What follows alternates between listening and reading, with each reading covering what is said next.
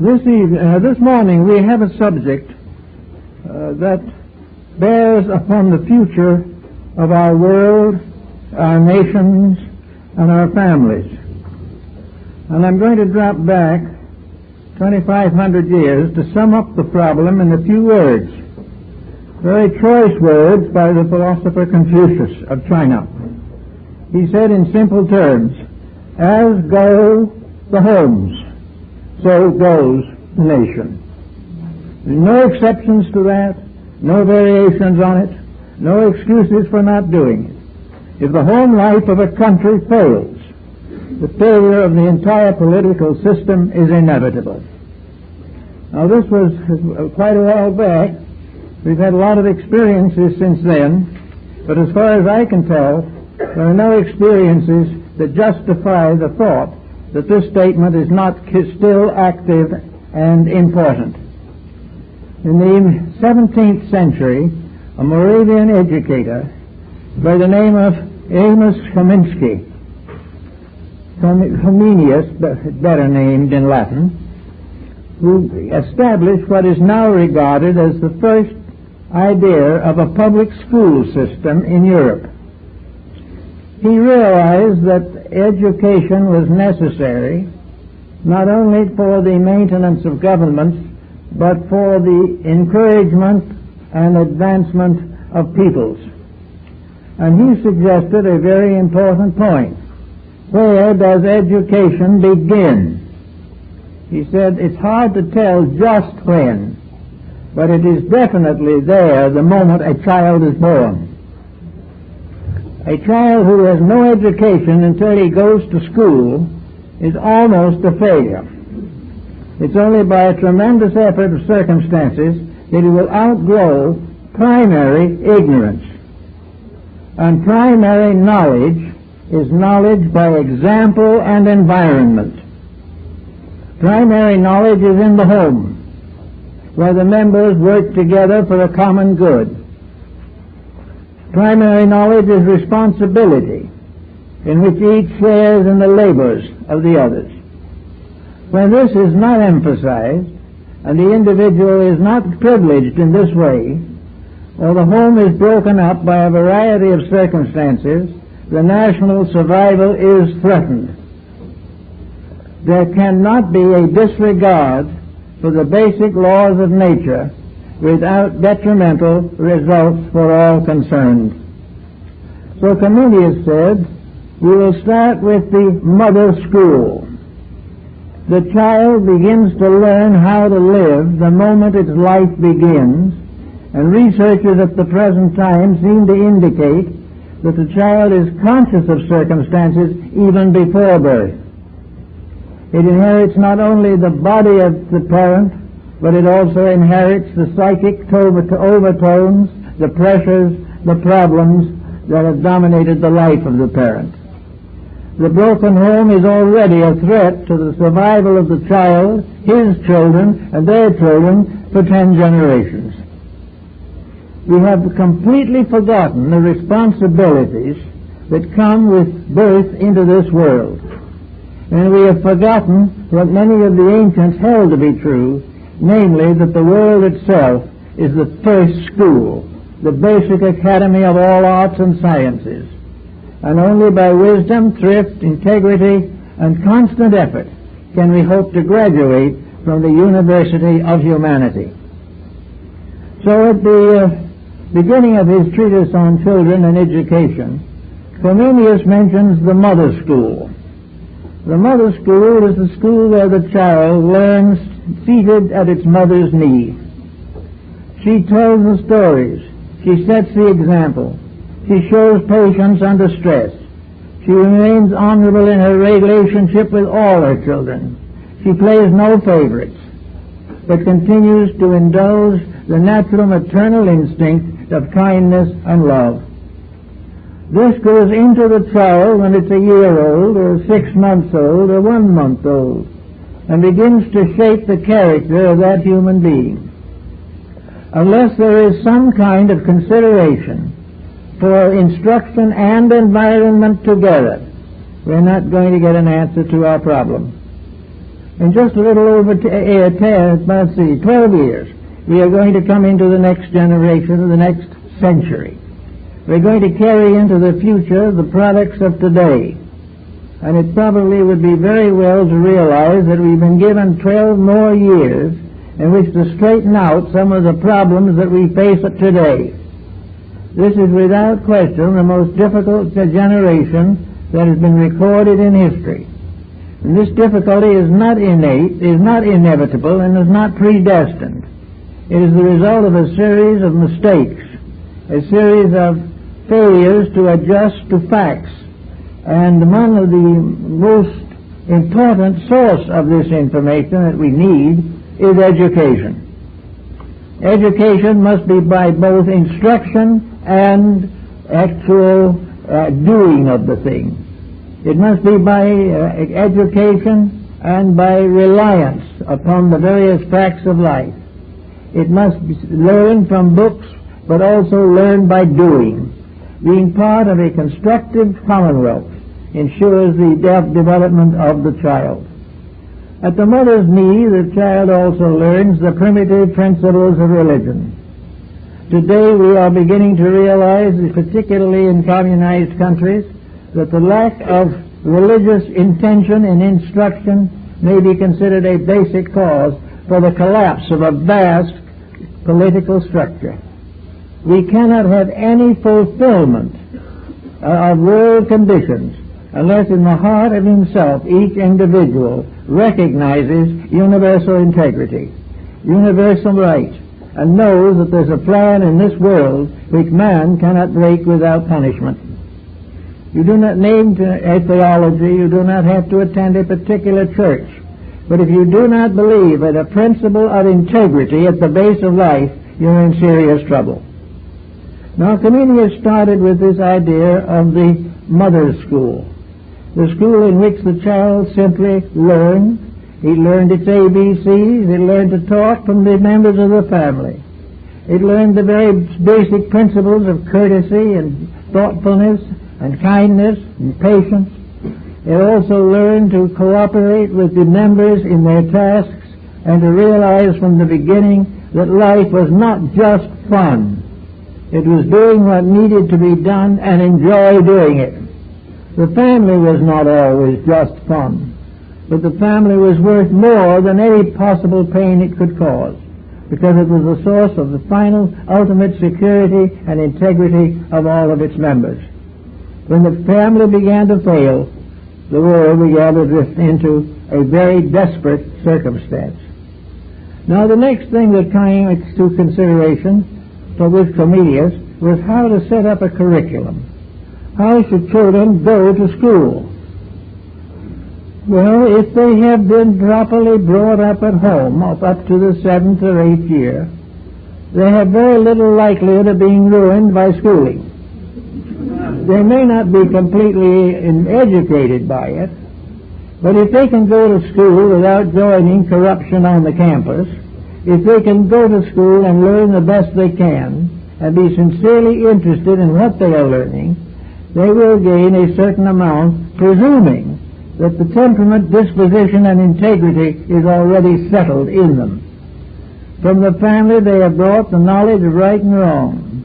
They have brought the knowledge of the things that can be done safely in a safe community and the things that cannot be done safely. So the child already has a moral code with which to test the education that he receives. And if he began to use this moral code, it would make a great difference in his educational convictions. Now, at the present time, of course, he is required to follow through a certain system of schooling. Very largely, this schooling is resented. Very largely, it is not providing the child with what it needs to know. It is not necessarily sufficient to teach a child reading, writing, and arithmetic. These things help, of course. But it is not necessary to do this without pointing out the proper use of reading, writing, and arithmetic. Today, the reading public is completely demoralized. Nobody knows what to read except when somebody else refers to it as important. So the paper pope in the United States and other European countries is prodigious. We are pounding into paper pulp thousands and millions of copies of books that just could not sell. Therefore, reading is a discriminating art. The individual reads what is important. He reads what is necessary to give him a better enlightenment and a better basis for personal action. Writing is also very important because he must put down his own thoughts. Writing is important in letter writing, in contracts which he has to read and sign. Writing comes all the way through life with one thing or another. But writing also is governed by the laws of integrity. Today we are suffering from writing that lacks integrity completely. We are being drenched with literature that destroys or debases us. We are writing books that should never be published, and we are attending pictures which are based upon books that should never have been made. We have completely forgotten the integrities of these things, so that writing is now just a matter of learning how to scribble what you want to think or you do think, whether it is important or not. Arithmetic is very important to everyone. It was one of the sacred sciences of antiquity. But it was a science by means of which the human being could discover the source of himself, the great symbolism of the universe, astronomy, astrology, all of the great arts of medicine, all depend upon a degree of arithmetic. So arithmetic can be very valuable. It can become a science in itself. It opens the doors of many fields of learning, but all we use it for is to add up profit and loss. It never occurs to us that it is for any purpose except merchandising, adding up, looking whether the taxes are correct or something of this nature. The whole history of mathematics, the fascination of it, as revealed in the writings of Pythagoras, we have completely ignored. So we keep along using only the surface of knowledge, very carefully refraining from becoming aware of the depths of values and realities that are beneath the surface. So Comenius also tells us that it is very, very important in the mother school to learn the laws of integrity, and in education to become aware of two basic realities. One is the importance of the descent of history as it is built up. History showing exactly what happens to people when they do exactly what they actually do. History is a story of disillusionments, but it is also the story of the inevitable consequences of mistakes.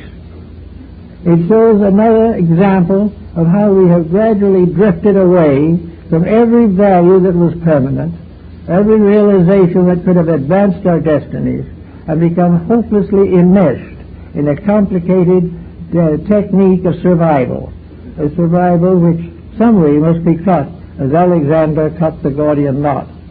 We cannot go on the way we are. Every form of learning is only important if it helps us to understand universal truths. Lord Bacon, in his Advancement of Learning and in the Novum Organum, clearly points out that the new organ of learning is the ability of the individual to interpret from things that happen the meaning of those things, the causes of them, and their inevitable results. He could estimate scientifically what would happen to a broken home, but science today is not too much interested in it. It is mostly considered a social problem. We cannot consider anything social as long as it is dependent upon a universal law for the fulfillment of itself. That which is ordained by natural law cannot be denied by man, regardless of his optimism on the subject. So Comenius also went on to point out the great importance of learning from what is obviously true. He tells us that we can study the history of all mankind by studying one family, that we can study the entire history of the world by studying the reign of one king or one ruler. We can find out what happens always if we are willing to look. We know what brought nations down We know what built them up. We know that most of them were founded by militarists and buried by philosophers. We know that all of these truths are available. We can tell now, very easily, the story of Caesar. We know what happened to Napoleon. We are quite aware of when Genghis Khan was tied to the back of his horse after death, so his followers would not know that he is dead. We know all these things. We realize what wars have done, what has caused them, and how they have destroyed the labors of ages. And still, with all this knowledge available, we make exactly the same mistakes and do nothing to change the situation. We have a feeling, which seemingly is quite widespread, that we can buy freedom from the consequences of conduct, that we can find some way of escaping the natural destiny of causes by some financial advantage. If we can buy someone's goodwill, we can go forward with it. If we lose this goodwill, we lose the job. So nothing remains of the integrity, only of what we have to do in order to maintain what we regard as the proper level of civilization. Another interesting point I think to make is that a materialistic culture, as both Confucius and Comenius pointed out, is bound to fail. There is no possibility of maintaining it, because no one can behave whose ideals are not higher than those of daily profit and loss. We cannot hope to create an educated world while education is pointed only at the accumulation of wealth. We go to university because we want a better kind of job. We think that with a proper alphabet after our names, that we're entitled to a high place in the economic structure. Sometimes we are, more often we are not. But in any event, we believe in education as providing us for advancement in the professions.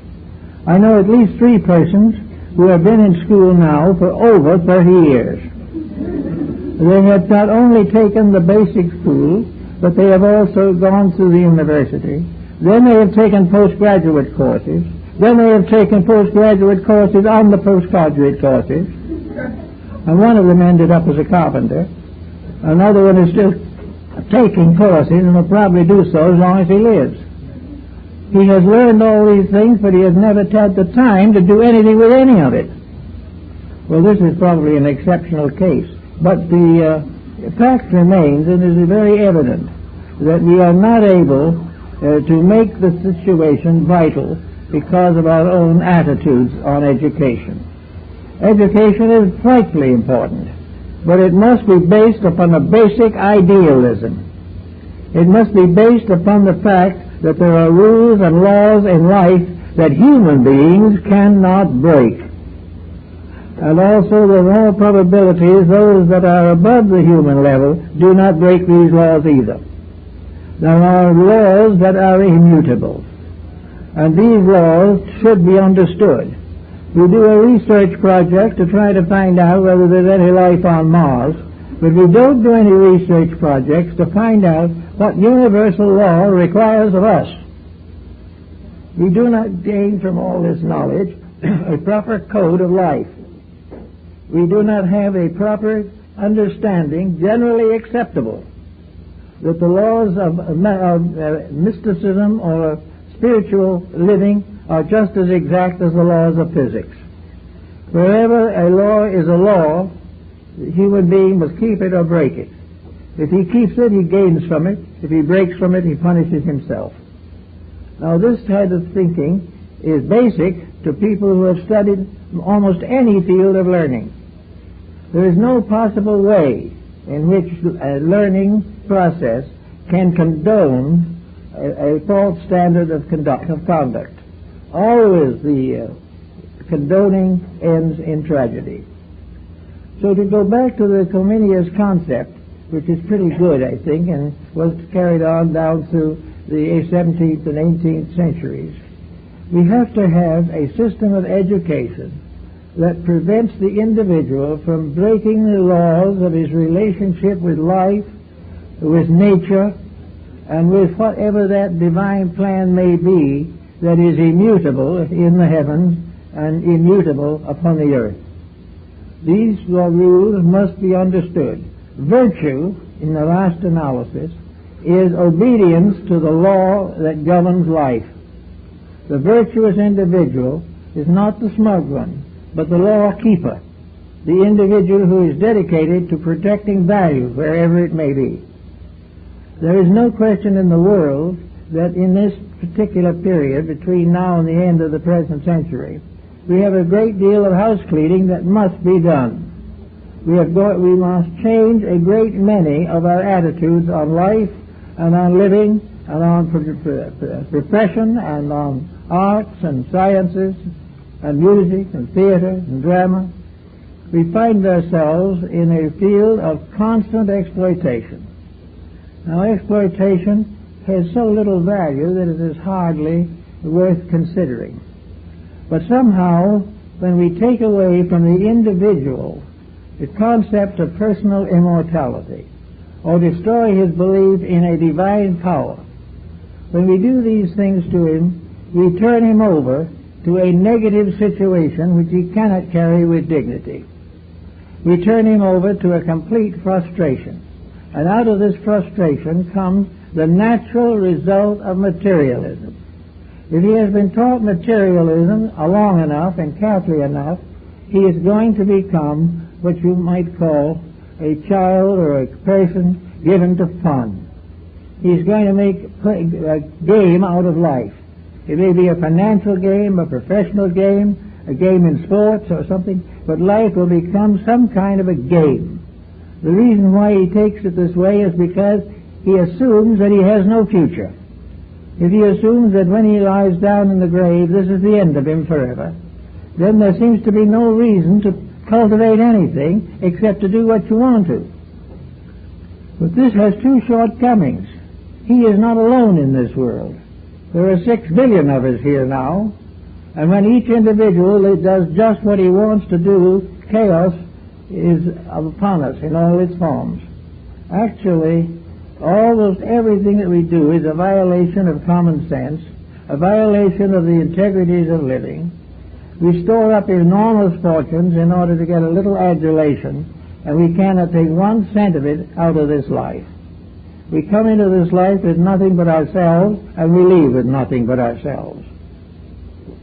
Why then should this life be so frantic if we don't believe in anything? If we don't believe in anything, we might just as well be sober about it and go along and say to ourselves, the best I can do if I'm going to disappear forever is to make as good a life as I can here, make as many people happy as I can, you make some contribution to future people who are going to lie down in darkness as I will. But instead of thinking this way, the individual is apt to go on narcotics to forget everything. All these things are the evidence that the educational system is in desperate need of rearrangement and reorganization and regeneration. The educational system, looking for facts, should finally get down to the basic facts and do something about them. Now, it isn't all the fault of the educator. We're not meaning to condemn him for that. It's not his fault. It is a combination of several different streams of tradition which are in conflict with each other and which prevent the victory of any integrity over the confusion of modern activity. We are in constant conflict between the levels of our thinking. When we think for a moment of art, the next moment we're thinking of our stock investments. We are mixed up in all kinds of attitudes and beliefs, many of which are a waste of time and many more a waste of money. And yet we follow all these things because we have been taught to. Education has been made an instrument of fitting into a society. It began perhaps in New England when the educational facilities were limited to the elite. Only certain persons were expected to be educated. And if they expected to be educated, they expected to sit in judgment over everybody else. They were just a little better than anybody else. They had no particular ability. Maybe they never did an honest day's work in their lives, but they were superior simply because they had this education to which they were entitled by heredity. This type of superiority is, of course, completely wrong and produced nothing but snobbishness. But it went on for a long time. And even today, there is a great sense of special importance in an individual who has attended a very important university or who has taken very important specialized courses on some subject. It is assumed that he knows more. That does not necessarily follow at all that he knows more. All the thing is that he has been to school longer and perhaps has been exposed to ideas that he never could use and were not true in the first place. So we cannot depend on those things for our actions or our activities or our solutions. We have to go back and begin to work on our own nature and our own abilities. We have to work from the simple basis that the first thing we have to be in this world is to be honest human beings. Until we gain that, there will never be any peace, there will never be any equity, there will never be any understanding or friendship, there will never be any end to the conflict and turmoil on every level of life. We have got to be honorable people. We've got to be true to principles. And what principles? Not principles of taking it away from somebody else, but principles are based upon principles of integrity within ourselves. Each person, as he approaches this next century, should be prepared to face the importance of self-improvement, that he will do something to do better than he has ever done it before, that he will carry forward into the next generation young people who have been taught to love work, to rejoice in responsibility, and to do the work of the world graciously, cheerfully, and without expectations of special privileges. All we have to do is to get this thing straightened out educationally is to teach from what we know and not from textbooks.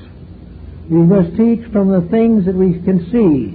We can take the experiences of our neighbors and also, of course, historical experience. But we can find ways to know that certain things don't work. Napoleon, for example, made the statement one day that almost any clever general can win a battle, but only with the help of God in peace can he run a nation. Without the belief in God, you cannot hold a civilization together. Call it superstition, call it anything you want to, but the absence of it absolutely condemns a structure to failure. There is no way of escaping it. Therefore, it's apparent that nature didn't want us to think that way. Probably the greatest proof to the skeptic of the existence of God is the fact that nothing can get along without him. So we might as well learn these things. And instead of learning some technical explanation of some way of training lizards in Galapagos, we get down to working with people, working with the problem as it is, and make education the art of sharing knowledge and not sharing prejudices and conceits. Education should also help us to get out of the mess that we're in rather than to get in deeper. Today we have accepted the fact that our natural resources are gradually dwindling. We respect the fact that our industrialism is destroying our climate, and that all kinds of things that we're doing, we're wearing out our natural resources, we're exhausting our petroleum supply, we are doing all kinds of unpleasant things with life, and we're still looking for a place to throw our garbage at somewhere away from here. We are actually wasteful, thoughtless about the facts while we go out to explore this inner structure of the galaxy.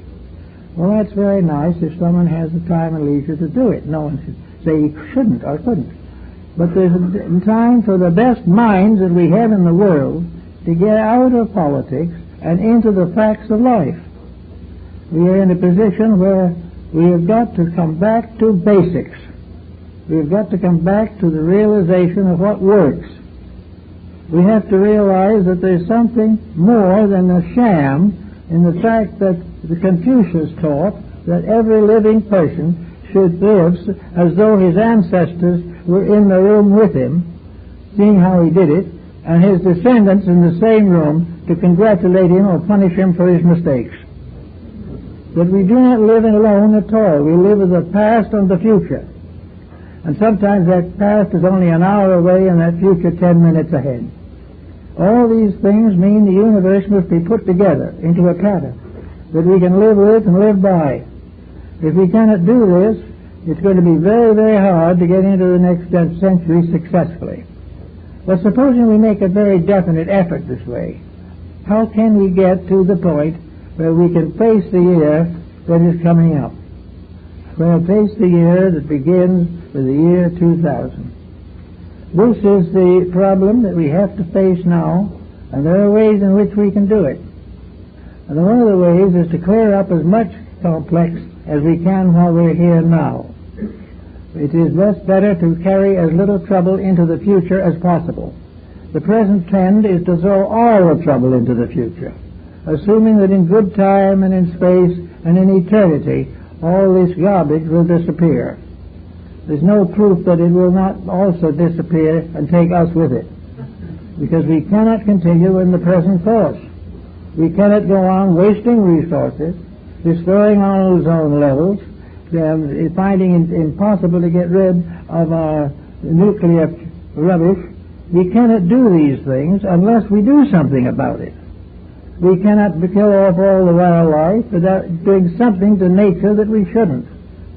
We cannot actually afford to live constantly and forever in the face of the very things that are causing us the most trouble. We cannot build a new generation on the present TV programming, which is very poor in most cases, and actually can contribute to the delinquency of the young, but we don't look at it that way. The thing that is important is these great corporations show a profit. But the fact of the matter is, most of them show a debit, but we don't see it. The debit being the deterioration of society. We have to do a lot of things to clean up our world if we wish to hand it on to somebody else. I know an old lady who always liked to rent a flat that she had upstairs. It was her principal source of income. And of course when people moved out, they generally left it either dirty or disordered. But see, before she rented it again, she thoroughly cleaned it and made it just as neat and immaculate as possible. Before we go into the 21st century, we've got to clean house. We've got to make sure that that is not going to be a century in which the rocks that we have tossed up in the air come down and hit us on the head. There is no way of escaping the facts of life. As ye sow, so shall ye reap. And we have been told also that as the twig is bent, so the tree is inclined. I'll tell you, the 20th century has certainly inclined this tree. We have more problems, more difficulties, and more abuses of power than the rest of history put together. We talk about being civilized in the face of the past, and yet the bloodiest wars and the most terrible persecution ever recorded are in our present century. We have not learned the essential lessons of civilization. And if we can't learn them, how can we ever gain the knowledge? We cannot relive the history personally, but we can depend upon education to summarize these various facts, make them available to us honorably. Civilization should learn to know, as Napoleon found out, that you cannot civilize a faithless world. You cannot take the belief in good out of an individual without replacing it with a faith in evil. All these things are part of a very simple, honest approach to realities. The average Vermont farmer could work it out, but all our technicians can't get there. They just do not understand that we live in an honest universe. And the first and most important thing that education should do for all of us is to help us to find the honesty and integrity in the law of cause and effect. that as we sow, so shall ye reap. And in any case, no matter how we try to avoid it, those things which we do intentionally wrong come back to us as misery and suffering. Today, the average American home, and world home for that matter, is a mass of conflicts. The stability of the home is vanishing. Why? Primarily because of the profit system. Because costs of living have become so high, profit, and members of the family feel that they have to go out and become employed, which was not their original purpose. All of these things come along, and they have to be solved. They cannot be brushed under the edge of the table. They've got to be met and understood and worked with, and our whole system of knowledge has got to get down to the point where it handles and works with the essentials of daily living. It's wonderful to think we might put around Jupiter sometime. That's very interesting and very thrilling. But that we can keep the man here from going crazy or committing crime or committing suicide or dying of a broken heart, all these things are much more intimate. We've got to take care of our own people. We've got to help them to find their way. We've got to get rid of the ambition of rulership. We've got to get rid of all the dictators and things of that kind and go back to common sense. And common sense in this matter means honesty. It means the individual doing what is the greater good to the greater number. It is getting himself out of the way as a center of ambition in a universe in which ambition is a basic mistake. So we have everywhere we go and everywhere we turn the obvious evidence that our education needs redoing. We do have the understanding that young people coming out of our high schools may already be on narcotics. What has the school done to prevent this? What has the family done to prevent it? The family probably doesn't talk about it because it doesn't want to. The school does not bring up much of this work. A little bit now is coming in to help us out. But the great problems of this kind are not the problems that are brought head-on to the life of young people. It's beginning, and it's because it is beginning, we have great hope for better things to come. It is now part of our life, but between now and the end of the century, we've really got to get at it. We've got to put the power behind right. We've got to support everything that we can possibly support that goes in the right direction. But most of all, immediately, we must find out that we ourselves are going in the right direction. The things that we are doing must be the right things. Our attitudes towards each other must be right.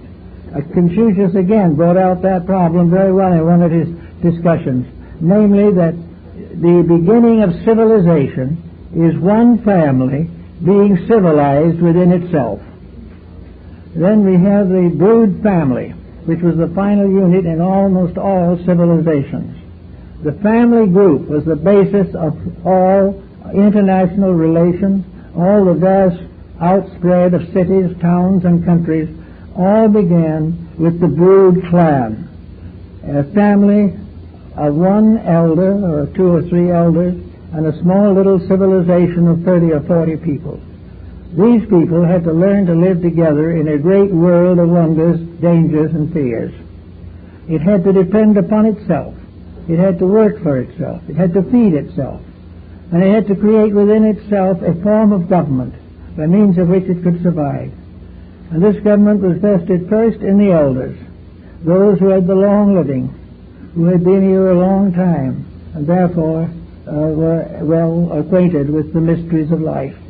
The second source of this instruction was the dead, the ancestor who had gone before, and who was contacted by the sachem, or the medicine priest, and received the information necessary to guide the people.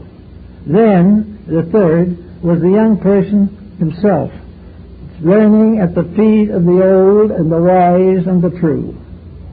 The Indians had no salaried instructors.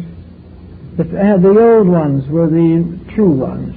Grandfather and great-grandfather, they knew the way. They knew the land. The young people lived in close contact with them.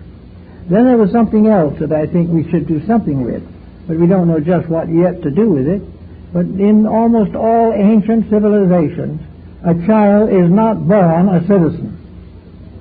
Now, this is a very interesting point. Citizenship must be earned. It is not conferred by birth. In Egypt, citizenship was physically manifested by cutting the curl of child hair from the head of the new citizen. When he became a citizen, the child lock was cut from his head. Up to that time, he had to go around with it. And to be a citizen, he had to prove something. He wasn't a citizen because he was born there. He wasn't a citizen because his family was rich. He wasn't a citizen for any of these reasons. He had to grow and prove his earned citizenship. He had certain labors he must perform, certain dangers he must face, certain decisions he must make. He had to give something of his life to the good of the rest of the group. He had to recognize that citizenship meant to assume his share of the responsibilities of all other members of the community. He was responsible for the happiness of those who were miserable, or the treating of those who were hungry. It was part of his life as a citizen to work for the common good first, last, and all the time. And the first thing that each citizen was expected to be willing to sacrifice for the common good was his own life. Now, after he had passed through these tests and so forth, which took quite a time, which had to prove physical bravery, mental thoughtfulness, emotional integrity, had to prove that he was capable of forgetting himself in the cause of something better, he was finally brought to a general meeting of the community. He was given the symbols of maturity and then became a citizen and was qualified to vote. But he had to prove that he was a dedicated individual to that community, or he could not gain citizenship. And after he gained it, woe to him if he broke his vows. Instead of being forgiven, he would probably be either executed or exiled for life. There was no fooling with citizenship. Citizenship was a gift of the people in approval of the conduct of an individual. No other possible way. Now, we probably might not want to follow the example of Lycurgus with his Spartan way of life, but he was of the opinion that no individual was worth anything who had never suffered for his principles. And he affirmed and assumed that most people suffered not for their principles, but for the lack of them, and that therefore it would be a good plan once in a while that a person should suffer for a real principle that was worthwhile. So Lycurgus played courage, integrity, and personal virtue were the great principles of life. So we have all these different things to think about. And then in citizenship we have another problem that we find in connection with the ancient American civilizations. Citizenship required certain proofs of maturity. In the Aztec civilization, they were quite aware of the existence of alcoholic beverages. But if a young person, man or woman, became an alcoholic, it was something that was not even considered a minor offense. It was a major offense. And for this they could be severely punished. They also might be imprisoned just for being intoxicated once. But if they were over a certain age, they could drink all they wanted. Because it was said then they weren't responsible for anything they did anyway. It's a curious rule, but at the same time, I'll tell you, a lot of people here would be out of business before they were 60. It was the way we do things. But every nation has had some way of trying to cope with the individual who would escape the normal burdens of life. Curriculum that could go into the next century and do something with it. Well, I think the first thing that we should have to have with that is a complete revision of education. The word itself carries the secret of itself. The word education comes from a word which means to draw forth or to bring forth. We interpret it as something to cram in. which is a mistake to start with. Education is to release the conscious desire of the individual to think reasonably. Education is to use the mind purposefully and to establish purposes by which the mental energies are properly employed.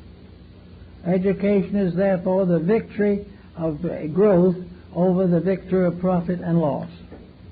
All these things mean that actually education is to prepare the person for citizenship in a way of life which he likes to believe is important. If it is important, then he must protect it. If he doesn't protect it, he doesn't believe it. The idea of somebody else protecting it must not carry on, or we'll go nowhere. The first problem then is to get an education started that is fundamental. First upon the fundamental of integrity. That actual honesty is the key to survival. No nation can live without it. No family can live without it. No person can live without it. This is essential. If we do not have that, we are going to have the chaos we have now. We're going to have 160 nations fighting each other, or at least at sword points. We're going to have misunderstandings, bankruptcies. We're going to have all kinds of exploitations, misrepresentations, and misuse of funds and authority. All this will happen unless we have integrity. And the only way we can have integrity is to believe in it. To believe in it to the degree that we will cooperate with others of similar integrity, but withdraw our cooperation from those who are lacking in it. We do not need to go out and persecute people, but if they do not reveal a reasonable degree of honesty, we may not necessarily continue to patronize their products or participate in their way of life. The beginning then we have is an educational review that ends up with the Golden Rule, or the Ten Commandments, or the Sermon on the Mount, or the wisdom of Confucius, the teachings of Buddha, the mathematical genius of Pythagoras, the mysticism of Christ. We have these things. We don't even teach them except on rare occasions. We cannot get a word of them into the practical or popular learning. We can get nothing but sarcasm and sinecure. But the basis of the fact is that if we do this and continue with it, we will make another century of dissension. Now, if we try to go into the next century with the educational facilities of today, what's going to happen? We're going to find that we're going to run out of everything. We have to conserve just in order to survive. We cannot have many more cars, or we can't use them at all. And that wouldn't be much of an overstatement. We can't have many more cars because of the petroleum problem. We are gradually exhausting the resources of the planet. And many of these resources are irreplaceable. We can't replace them. The only real resource of importance that we can replace is wood. We can replace this, but for almost everything else, when it's gone, it's gone. And it will take thousands of years of actual austerity to restore even a fragment of it. So everything we have is running out from misuse, waste, and abuse. And no one seems to believe that this means that virtue means to conserve. It doesn't really do anything to tell us that there are new ways of building a life. Supposing we decided that we can't afford the luxury living that we have today, is this going to decimate us beyond all hope? Not really, because most people are sick and tired of what we do have, but do not do anything better. Actually, the simple life is a life in which the individual can release his own internal resources. He can learn to think. He can learn to be a friend. He can learn to study things that will advance his character.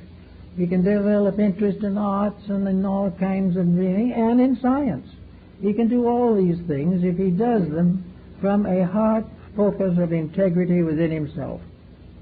If he is willing to assume the realities of life, he can study anything he wants. But if his only interest in studying is to find something that he can make an extra dollar from, then the whole theory of education falls apart. We should simplify material life in order that the mind, the soul, and the upper and metaphysical parts of ourselves have a chance to express. We will find a wealth of value there that we have never even suspected that we had. We will find that we have been wasting ages on dross when we could have known the true gold of wisdom. We should also learn that true knowledge is not boresome, is not academically ponderous, and does not mean that we must live a stuffy and more or less cynical life. Knowledge in its truest sense is an open door to happiness. It is the way in which we can do everything that is right because it is right and be proud we've done it. Now we are ashamed to be right in many instances because it differs from the popular practical policies of the day. So it is very important for the individual to know that the whole thing rests with him. We can have new elections, we can elect different people, we may occasionally get a good one, but sometimes the law of averages will work out. But the mere fact of this does not mean much. The real fact lies in the probability that the time will come when the human being is self-governing. And when he is self-governing, then he doesn't need to worry about any of the other forms of government. He can have any form he wants as long as he handles it correctly. He can study any subject that he wants as long as he knows in his own heart that that substance is part, or that subject is part of a greater reality. In many cases in Oriental and Occidental learning, the idea of the guru teaching system has had strength. The Greeks had it very strongly, the Latins less, but some. The Germanic and Nordic tribes were very much involved in it, and of course it was all over Asia. That the guru system was the final system in which instruction was in the hands of persons dedicated to a religious life. This does not mean that this religious teacher, the guru, will do nothing but sing psalms or preach sermons. The guru was a person of mature learning. He was the ideal father or grandfather of a family. He may have not had any family of his own, but his world was his family. The guru taught anything that the individual needed to know, mathematics, or astronomy, or science, or legislation, or jurisprudence. All these things the guru could teach, and did. But he taught them in an environment of integrities. He taught them as great spiritual realities, part of a divine plan for the perfection of the creation. He had all the knowledge that we have, but he had something else, a deep, abiding faith. Faith in something that was immutable and immovable, which he had to obey, but which in the last analysis could be the subject of an unlimited affection. That which is the root of life is the most lovable thing that can exist, the reality itself. So the guru system taught these young people. It taught them to go out. They became householders. They raised families. And when they came to a certain age, they retired. And when they retired, they returned to the ashram. The teaching they received before they were 20 years old came back on them, or to them, in their 60s. And they returned to the holy life. And because of the fact that they had lived it between, learned it early, and had it in their older years, they died in peace with all living things. They were never bored by their age, because they were always in the presence of the divine. This system may not be practical for us, but it did a great deal to help these people to keep principles and to be willing to suffer for causes that were worthwhile. Another very important thing is that the average person in teaching is unable to discipline a child. We do not know how to make the child obedient without thrashing it or doing something that hurts it, and which in turn hurts us. The answer is very simple. We start with the child. We will start perhaps before the child is born, and we will have a happy little home. The mother and father love each other. They're not perfect, but affection dominates that little household. Then along comes the child. And long before that child is born, the love of those two parents is already working in the embryo. It is working in the magnetic and etheric field of that child. He is being educated already by the first education of all, the mother school of Comenius. And finally the child is born, and it is born into a home where it is happy, where its parents are glad to have it, where the conception is intentional, and that they are going to make this a major part of their lives. They're not going to shunt it off onto keepers and watchers and things of this nature. They're going to stay and take care of it, because it is there to do and to serve. And out of proper parenthood, this little thing grows up to kindergarten age, and then begins to contact the outer world. And there, to the average parent, is the most dangerous moment of life, because it doesn't know what's going to do. That suddenly the child is escaping. It is going to come part of this world that is very far from perfect. But it's not as bad as that. The child has had 7 years of basic indoctrination. Not the indoctrination of words or the reading of nice sermons, but the indoctrination of actually being part of something that is lovable, that is honest, that is true, that is clean, that is honorable. That child going into the school is not going to fall immediately for the corruptions of others who are not brought up that well. A little later, it's not going to say yes to the infiltration of drugs. It's not going to become an alcoholic. It's not going to do any of these things, because in the root of itself, it has experienced truth. It has experienced reality in the womb of the mother. And this it can never lose. And even if it has its troubles later, these troubles will have something inside of her or him that will resist that which is corruption. There will be something that will say, I can't do it. I don't feel right. It is contrary to what I learned in the first 5 years of life. And because those are the formative years when the child is taking hold of the body, is learning to become aware of this world, these are the most important years of its life. So if we can get the child up to about 7 or 8 years old, during that period, from 1 to 8, we can then bring that child to the realization that this is a beautiful world, that this is a wonderful place to be, that this is an opportunity to have wonderful friendships and deep affections, and in due time become parents of another generation. If we can teach young people this type of thing, then we can send them to the public school, and they will change the school. But if this same family divorces before the child is born, or shortly thereafter, or is nagging and fussing all the time, is competing in all activities, is ambitious for early advantagement, and so forth, the little thing has no foundation. It believes that life is conflict because it is all it has ever known. And where this happens, things don't work so well. So the beginning of the reformation of education is that the child shall receive it from its own parents, not in ABCs or 2, 4s, and 6s, but in the simple experience of life as a beautiful necessity in which it is important that we each keep our values, enrich our values, and stay clean regardless of the circumstances around us in life. If we can do this, we're going to have a good start for an educational policy. And I think it is coming. Each day now we hear more about these changes that must happen.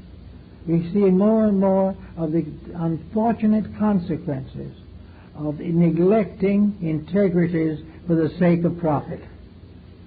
If there's any major improvement in the next century, it is that we will work for truth and for principles, and not solely for profits. Because profit is something that is just beyond the capacity of our planet. We cannot be a planet of continual profit for all concerned. It is not possible either that we should allow the part that doesn't profit to simply rot, or go into revolution after revolution in an effort to restore some kind of balance. All these things are foolish, unnecessary, and evidences of excessive egotism, of the unwillingness to face the realities of life. So we think that even now, we see in the paper, we read, we observe in television, occasional programs in which we know that people are trying. But most people are trying without knowing how to do it. They try to write in the name of the best candidate and all that type of thing, but they really do not know how to get at the substance of the needed changes. If any of these people have small children, there's the first place where the job should be done. Because one good child starting out in life can save an empire. And we do not know who is going to do it, but it has to be someone whose dedications are stronger than their ambitions. This is the way we have to face it. For out of this mysterious gate through which we all pass into life is this endless flood of souls coming into birth and rebirth, coming in to have their part in the forming of a new world. And the best thing we can do is, when they come in, is to give them the first lessons, the first grade in a profitable and proper way of living. And those first lessons will be of greater value to them throughout the life and to the future of the world than all the academic degrees they can possibly earn. It is very important now that education becomes a part of public life. We as people must educate each other. The system of education cannot escape from the boundaries with which it has been limited. It is not all the fault of the educator. It is the fault of those who do not want education. All they want is a course in profit making. They do not want to become wise, they want to become rich. They do not want to become the sincere servants of a good cause. They want to be distinguished citizens, notable for their philanthropies, and many of their philanthropies include supporting the colleges. It is all a kind of twisted pattern that is wrong. We can't break all these rules, but we can make sure that we do not break them in the most fundamental of all rules, to get new lives started right on this planet. That instead of trying to take care of a lot of things we can't do much about anyway, that we should try to take care of these important and desperately necessary things that face us today. It seems, therefore, that if we work together, we're going to have a new kind of education, an education that is going to put idealism first, which is going to prove that divine things are stronger and more real than material things. We are going to find the necessity of a kind of worship in which integrities become associated with our daily life. We may not know where honesty comes from or why we need it, but if we study history, we know we have to have it. These things will gradually clear themselves up if we rewrite a lot of curricula and get a new point of view on some of these essential purposes of life. I think that we can safely say that the mother school has to come back, and maybe father will be the athletic teacher in the school, and some of the other children will be in the higher grades, and some will be in the lower grades, and some will be taken care of by the children in the higher grades. All that is wonderful. It is part of life. And if these people in those formative years are happy and love each other and work together for each other and realize that happiness for one means happiness for all, and that there can be no happiness for one at the expense of the others, when these things become more or less apparent, we will, for the first time in the history of the world, be practical. We are told that we must be practical. And to us, practical has meant to be wealthy and stylish and luxurious. Actually, to be practical means that which accomplishes the greatest good for the greatest number. And we achieve this by making the changes in our own lives. More better homes in our world will reduce wars and revolutions, destroy these various delinquencies, get rid of these fanatical dictators, and all these things which are part of a great materialistic tragedy, which we have permitted simply because we have had the thoughtfulness or the depth of understanding to realize that we have to grow sometimes through experience, that we have to suffer a little as we go along, but that this suffering, if it produces in the end a better world for all of us, is well worth what it costs. We have to learn in the 21st century that education begins in the home and spreads from there throughout the world, and that the individual who starts out right, has a beginning that is true, has ideas and motives that are true, will come out all right. I know several families in which the family has never been particularly rich, never will be rich, but they are very happy families. They are much more happy than these families in which extravagance is the order of the day. They have what they have because as a family they are caring, they love each other, they work together, they have fun together, and each one has its deep belief in the integrities of the family, and this will always attempt to live it. These families are happy, which is much we can say for them, but you can seldom if ever find a family of great wealth, authority, and power that is happy. There is nothing but spoilage, there is nothing but conflict, there is nothing but aggression in these families which are dominated by the wealth syndrome. Actually, therefore, we should all be educating ourselves a little bit for what's coming on. If we're in that age group where it's not so too likely that we will pass into the 21st century, then we have to work with those who are older. Perhaps we need to work with those of our own age group who are feeling the misery and mystery of age, that there is nothing there to worry about. All that is necessary is at the moment we start to find ourselves learning. The woman said to the Greek philosopher, who was lying on his couch in the back of a little adobe house in Athens, and the friends were all gathered in the front room because he was dying, and they were all there to be with Grandpa to the end. And one of them happened to look into the back room where he was lying on his couch, and he was sitting up a little bit, and he had his hand to his ear, and he was listening attentively to the gossip in the front room. And the neighbor said, "But Grandfather, why are you listening like this? You're going to die in a few hours." And the grandpa said, "Well, that's probably true, but I'm alive now, and while I'm alive I can learn." Now that's a good attitude. While we are alive we can earn and learn. While we are alive we can earn a better destiny. We can make a great move of some kind in the closing years of life that reverses the entire pattern of our misdeeds and mistakes. Or we can very quietly retire into the realization of what we have tried to do and the things we have dreamed about and the hopes we have of the future. But before we can have a safe world in which it is proper to live, human beings as a group must believe in the future. They must believe that if they are young, that part of their future is here. If they are old, most of their future is elsewhere. But in any case, there is future. Certain is death for the living, certain is birth for the dead, says the Bhagavad Gita.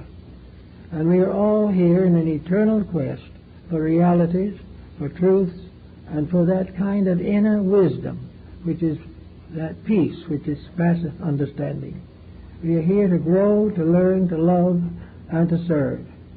And if we fulfill these requirements, we will never fail very much. And a world that becomes aware of this and begins to try to do it will gain very rapidly. And I think between now and the end of this century, we will find major changes in the Board of Education.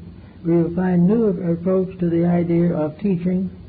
We shall try to understand why a student graduating cum laude from the university is on narcotics at the same time.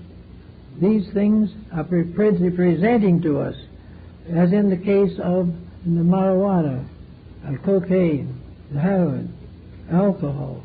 These are all presenting to us the fact that as individuals we have not been taught to be strong. We have not been taught to cling to what is right. We have not been taught to put the good of ourselves at the head of our list. We know these various bad habits were likely to kill us or destroy us so completely that we are helpless, but it never occurs to us still. This promise of a moment in which we feel 10 feet tall is the most important thing. If we die tomorrow, that is not so important. But this feeling of being 10 feet high has gotten into us.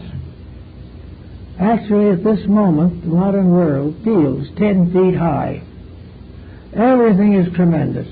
There are little problems like world wars, but they'll pass. Everyone will be rich. Everyone will live his own life. No one will be responsible. The cities will take care of the children. Some other city will take care of the aged. And each individual is on his own for a fun generation. Now this is what might be termed a high. This is the same thing as taking cocaine and feeling as though you rule the world. Our world has been fed on various false drugs, and not in actual terms, but false policies, false doctrines, false beliefs, false allegiances, until we now feel that we are just about the most perfect creatures that ever lived. But if we take a second look, we have to revise the estimate somewhat. We have to realize that in this last generation, we have broken more natural laws. We have misused more natural products. We have involved ourselves in more unnatural situations than ever before in history. We've broken rules that our ancestors didn't even know existed. We've done everything that we could just to do what we want to right now, and the circumstances don't mean anything because we're going to be dead anyway. This thinking has got to go. And if it doesn't go any other way, it will go in great wars or atomic bombing. But it doesn't need to. We are assured that if many fall because of their iniquities, the just person shall not be moved. We will not fall, individually or collectively, if we keep the rules, serve the truth, and do our daily chores as best we can. We will also have peace of mind, peace of soul, and because of doing it right, we're apt to have better health. And the individual will no longer drop dead with a heart attack at 49. All these things come as the result of changes in our way of life. Live straight and we'll live straight. Live straight and things will work right. Do all the things that we can to the best of our ability and pass on to our descendants a heritage of good examples. If we will do these things, we will not have much else to worry about. We can then go peacefully along in the day, enjoying the arts and crafts, partaking in all those things which are useful, but avoiding carefully any form of activity which is unnecessarily harmful to any other creature. Live harmlessly, as Gandhi said. Live as far as we can to help the world rather than to hurt it. Not out to slaughter animals, but to take care of them. Not out to slaughter human beings, but to save them. Not out simply to enslave, technically, even though we do not use the term, millions of human beings. All these things will cause trouble. If we correct the mistakes in ourselves, we will end most of the world's suffering. And the school should teach this. The school should teach that every student is a potential force for good if he is willing to accept the responsibility. And if he is not willing to accept the responsibility, it is foolish indeed for the community to educate him. But he will, with proper example and proper encouragement and proper inspiration, accept this standard of better living.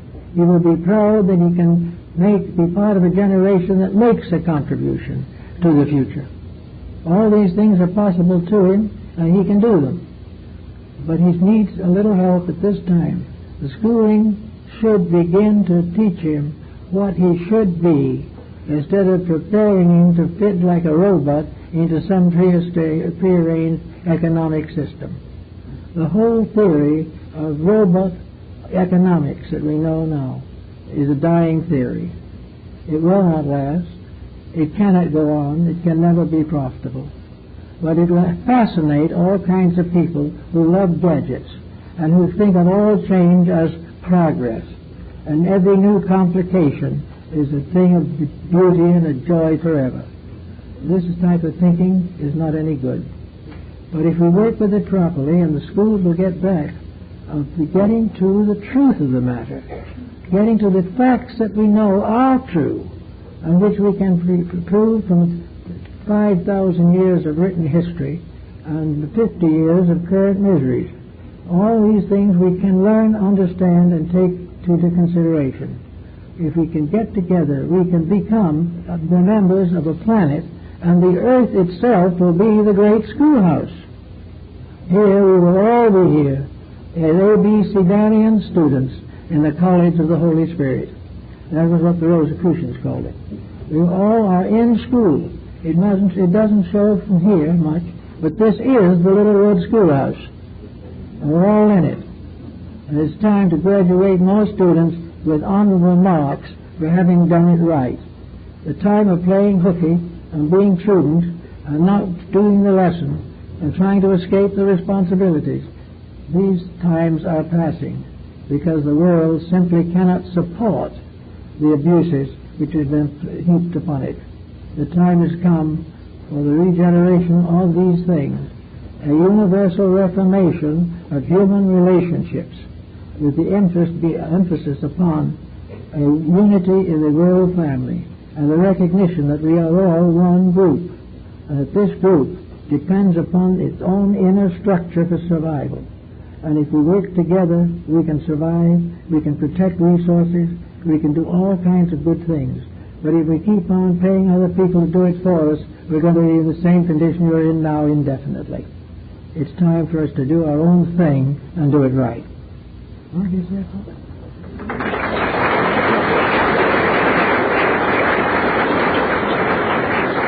I'd like to also announce that tomorrow evening my wife is having her monthly meeting in Monday evenings on her subject of the laws of compassion and love, truth, and the advancement of her little foundation, the Veritas Foundation.